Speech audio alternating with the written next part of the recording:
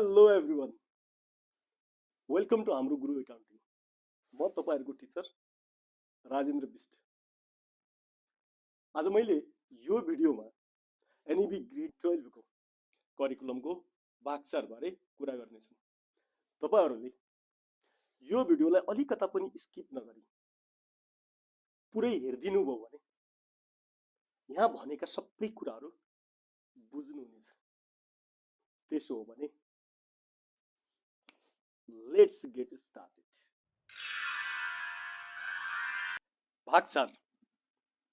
भागसारमा विषय वस्तुको क्षेत्र र क्रम, यस भागमा उल्लेख गरेका कुराहरूलाई एकाइ, विषय क्षेत्र, विषय वस्तु र कार्यघण्टा गरी चारवटा कोलमहरूमा राखिएका छन्।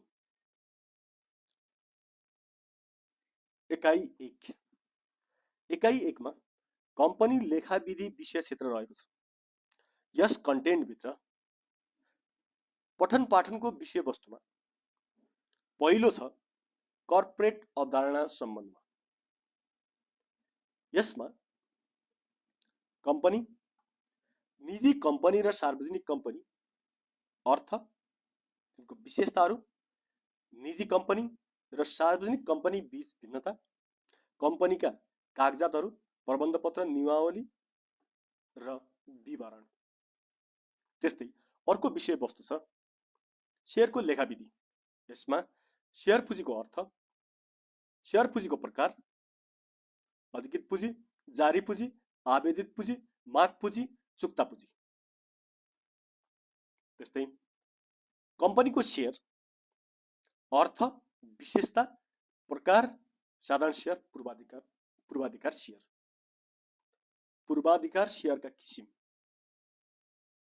फिर्ता योग्य पूर्वाधिकार शेयर, फिर्ता अयोग्य पूर्वाधिकार शेयर, परिवर्तनशील पूर्वाधिकार शेयर, अपरिवर्तनीय साधारण शेयर, अपरिवर्तनीय साधारण शेयर, सहभागी पूर्वाधिकार शेयर, गैर सहभागी पूर्वाधिकार, सञ्चयी पूर्वाधिकार शेयर, असञ्चयी पूर्वाधिकार शेयर, साधारण शेयर र पूर्वाधिकार शेयरमा भिन्नता, नेपाल कम्पनी ऐनमा शेयर निष्कासन सम्बन्धी व्यवस्था।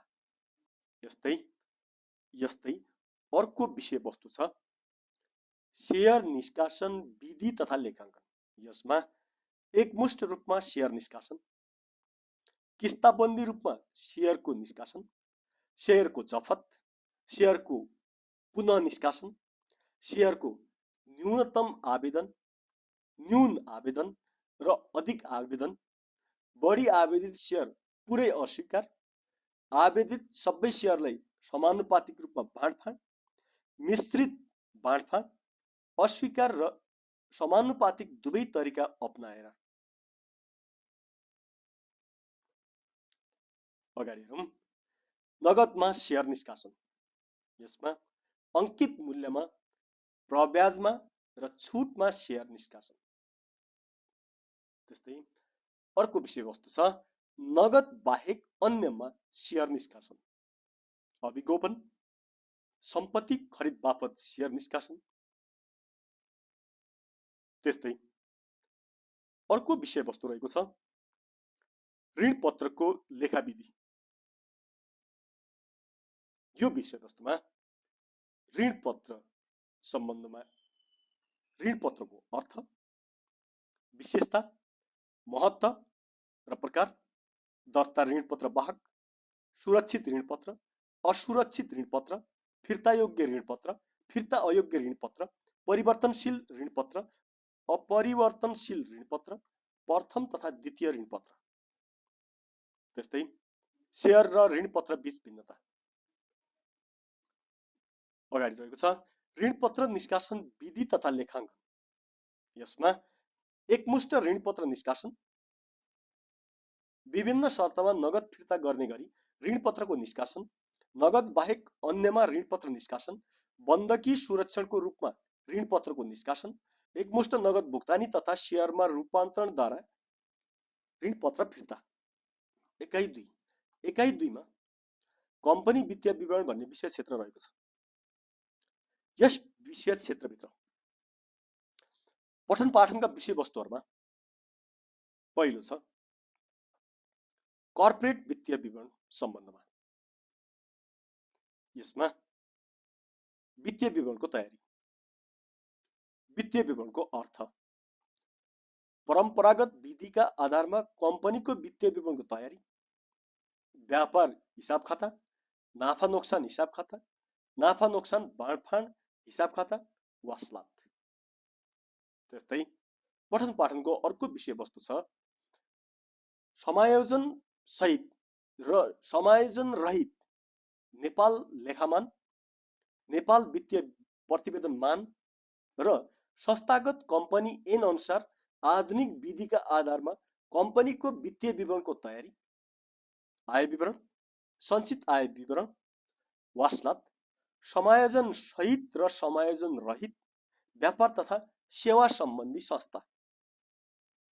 अगाडि छ शेयर धनीहरूको स्वामित्व परिवर्तन विवरण। यस्तै अर्को विषयवस्तु छ कार्य विवरण। यसमा कार्य विवरणको तयारी, कार्य विवरणको परिचय तथा कार्य विवरणको आवश्यकता, कार्य विवरणको तयारी।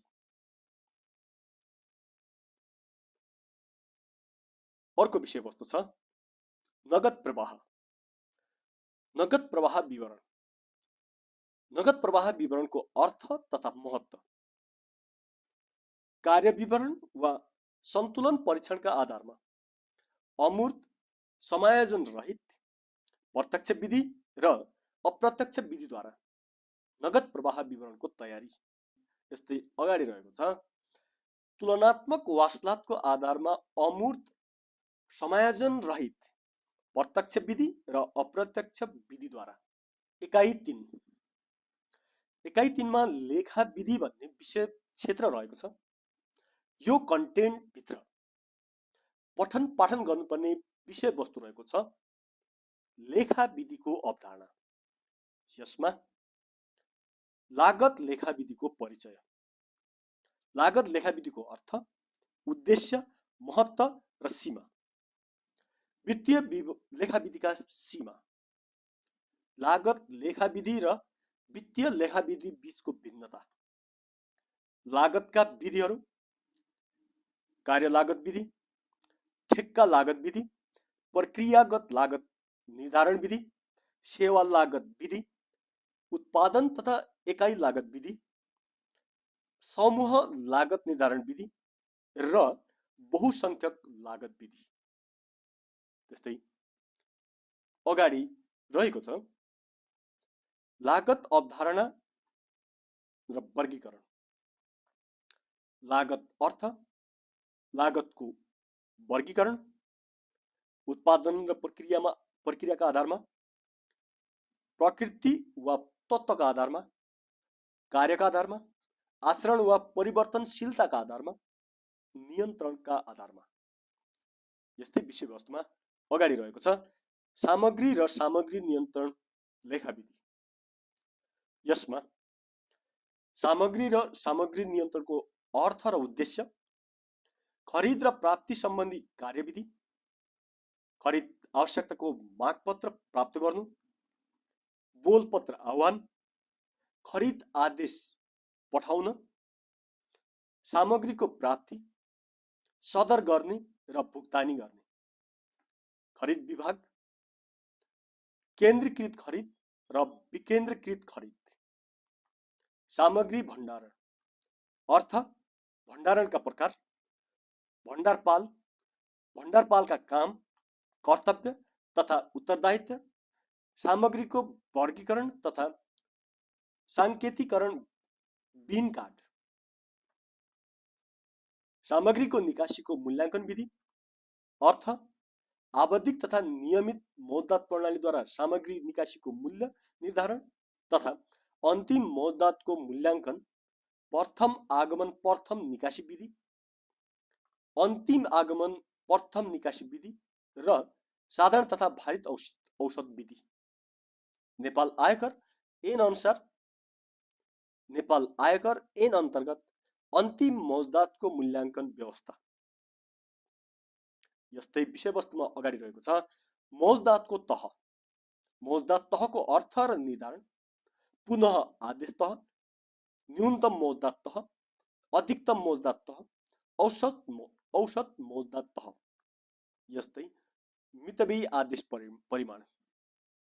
मितव्ययी आदेश परिमाणको अर्थ र निर्धारण, सूत्र विधिबाट आदर्शतम आदेश परिमाण, आदर्शतम आदेश संख्या, आदेश अवधि, कुल लागतको निर्धारण।